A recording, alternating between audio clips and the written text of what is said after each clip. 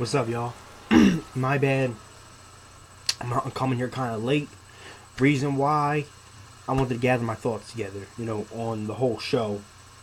As you guys know, I got the WWE Network now. And I watched it, clear, no stream, no bullshit. So, I got to see it for real, you know what I mean? So, the show itself was great. It was a great WrestleMania. There's nothing you can take away from that. The WrestleMania itself was amazing. Okay? Well, I wouldn't say amazing. Well, it was a good show. Let's put it that way. I enjoyed it. From the beginning, where you had Hulk Hogan come out. Then, bam, now, Stone Cold comes out.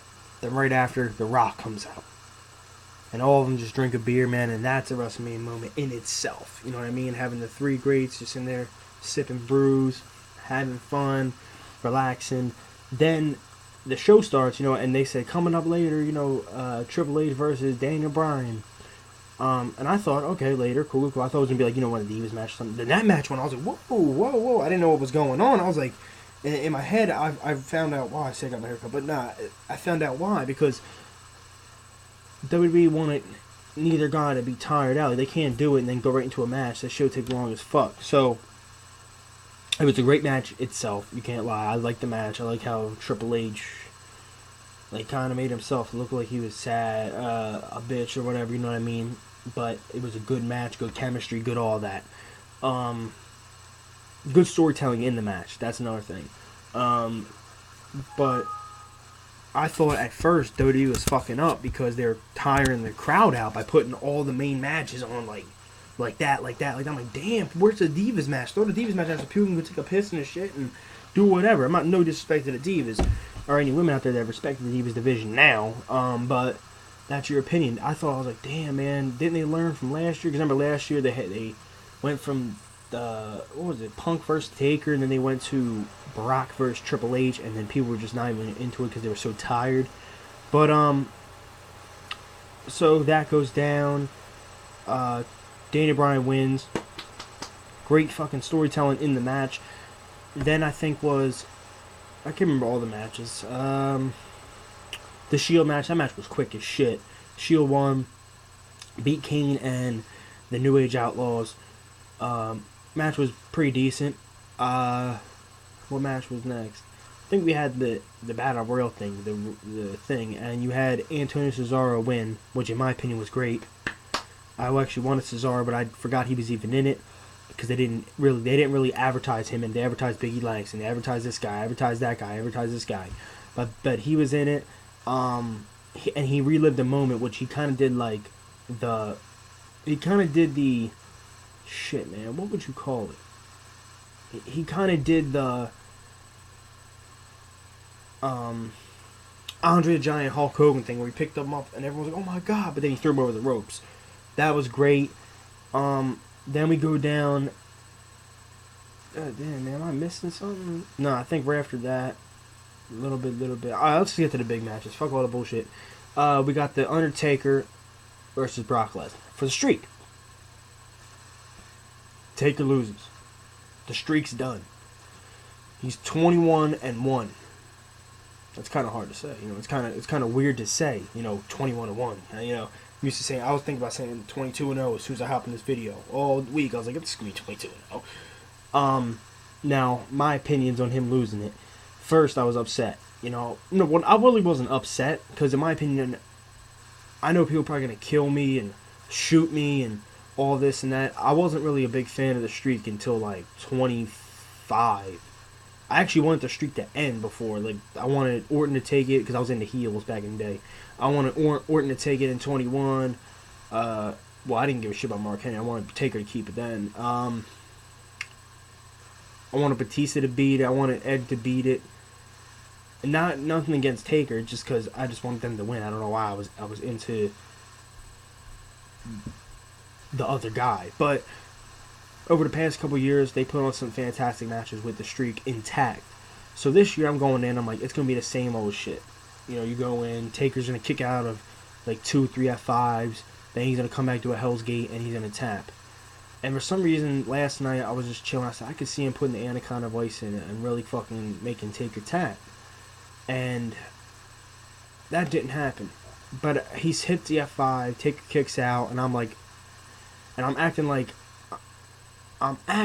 like, holy shit, like I didn't see that coming, he was going to kick out. But I already knew it was going to happen. Like, I knew he was going to kick out. But, I was into it, you know what I mean? And then, I think it was a tombstone reverse into an F5. Bam! My boy was here watching it with me. 1, 2, and then I was going to stand up. I standed up around the 2 count. I was going to be like, damn, you know what I mean? Like, because I didn't really give a shit who won the match. Well, I really want to take or keep the streak. But you know what I mean? Like, damn, yo, he's still alive, you know what I mean? And then out of nowhere, that 3 hit. And when that 3 hit, I was up like this, turned around, looked at the screen, and I was like, what the fuck? You see the things on people's faces, their eyes bulging out of their heads. At first, I thought the referee made a mistake. You guys are like, what are you talking about? I thought the referee done fucked up. I thought something happened where, like, the ref by accident did the 1, 2, 3, and that's why I thought, because no music was playing, and Heyman was like he didn't expect it to happen or something, and then, he and Taker retired. Now, I'm going to get down to this real quick. A lot of people are disappointed in this whole Mania because he lost the streak.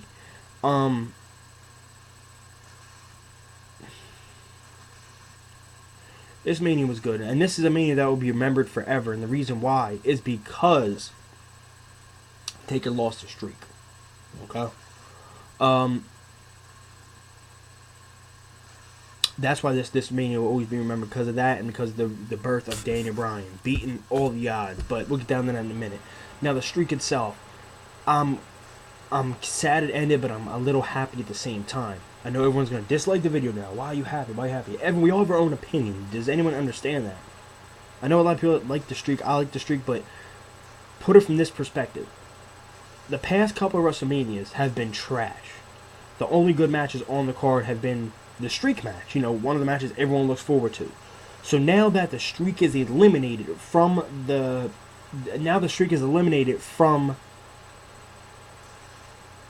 complex, now it's eliminated from the card. Next year they cannot do it. They're gonna have to come up with a big ass show. No scene in the main event. They're gonna have to come up with some big shit at WrestleMania 31 because the streak is done. That's why I'm saying, now that the streak is done, you can put a gap into there and make that other match bigger. See, one day all this shit's going to come to an end. And people don't know this, but Taker's in control of his creative, another creative of the finish of the match, because he literally, like, owns a streak, you know what I mean? So Vince is like, alright, man, do what you gotta do, whatever. And the reason this will go down in WrestleMania history is because the dude, this is what people need to understand. He went 21-0. 21 years without losing, dog. 21 years. That's crazy. And then he lost it. And when he lost it, everyone was in shock. I was in shock. I couldn't believe it. Now that's something I want from WrestleMania. You want to leave with a shocking thing, whether it be disappointing or happy. You want a shocking thing. See, now Vince McMahon or whoever would, if they were interviewed right now, they'll tell you, look, everyone predicted that Daniel Bryan was going to win. Everyone predicted this guy was going to win. Everyone said Undertaker was going to win. So we, Taker wanted to switch things up. And if I was Taker myself, since I know he respects the art of MMA, I would want to go out losing to Brock Lesnar. Because if one day, if I'm ever in an interview or I have kids and they say, Dad, you went 21-0. Why'd you lose that one match? I could say it took a UFC fighter, legit UFC fighter, MMA background, world heavyweight champion, and UFC ass kicker to beat me. That's what it took. Michaels couldn't do it. Triple H couldn't do it. Punk couldn't do it. Edge couldn't do it. All these cats. And I would rather want to go out that way, because you're actually getting beat by a dude that actually, like, you know what I'm saying, won in a UFC. You know what I mean? Now, another reason why it's a smart idea. Because if you think about it, Taker lost. I bet you money Vince had plans for next year. It was going to be Cena versus Taker for the streak. 2 years in a row, and then Cena was somehow going to win it. In your personal opinion, who would you rather see Undertaker lose? Whether you're a Cena fan or not, who would you rather see Undertaker lose to? Brock or Cena? Let's be honest. And if you were a human being yourself and you had the streak intact and you had to lose it, who would you rather lose it to? I say Lesnar because it makes me look more like a badass. It took a fucking UFC fighter to beat my streak. But that's the way I put it. The streak went to an end. Then the Daniel Bryan, the triple threat match between Daniel Bryan, Randy Orton, Batista, that whole entire match was off the chain. The storytelling in that match was great. It looked like he was going to get screwed many times. Triple H comes out. Then he hits Triple H, hits Stephanie McMahon. The referee comes out. He was sitting in the ringside. I don't know, he takes his shirt off and he starts getting in the ring. You know, the guy that screwed Daniel Bryan before. There was a whole bunch of shit in that match. Batista, I thought Batista was going to win for me. I was like, holy shit, man. I was like, oh my god, I think he's about to win, dog. Then Batista, you know, whatever happened. Then they went and did the Batista Bomb RKO. That shit was sick. No one can lie. That fucking move was dope. When they did that shit, I really thought Daniel Bryan was hurting for a minute because he didn't move at all. He was just like this. Like, he literally didn't move his arm, nothing. He was just out as soon as he hit the table. So I was like, damn, I really thought he was hurt. And you saw Orton's back was bloody, so I really thought he was hurt. Then he comes off the stretcher. You know, as I told you before, he hit Triple H with a sledgehammer, all that, yada, yada, yada. That's what I want to see. That tells the story. You know, I'll make an example. This is the odds. Bam, he had to beat off Triple H. He had to beat off Batista. He had to beat off Randy Orton. Then he had to beat off getting off a stretcher because he almost got beat to death. You understand what I'm saying? Like, it's this whole story of all these 8 months added into one little 45, 35-minute match, and I loved it. It reminded me of some old shit that I used to like. So I loved it. Daniel Bryan got the win, and it was a memorable moment. You know, the confetti going. I've been watching Daniel Bryan since maybe 04, 05. My boy's watching him since 03. We know how much this motherfucker's been through, how much respect he has in the industry, and he goddamn well deserves it, man. WWE, you actually gave us a good show. Now let's see what happens tonight on Monday Night Raw tomorrow night. There's going to be some backlash, man, I'll tell you that. The fans are going to be rowdy, that's all I can say. I'm actually excited for that show. Alright, guys, thank you so much. Like this video, comment below, and subscribe. Thank you.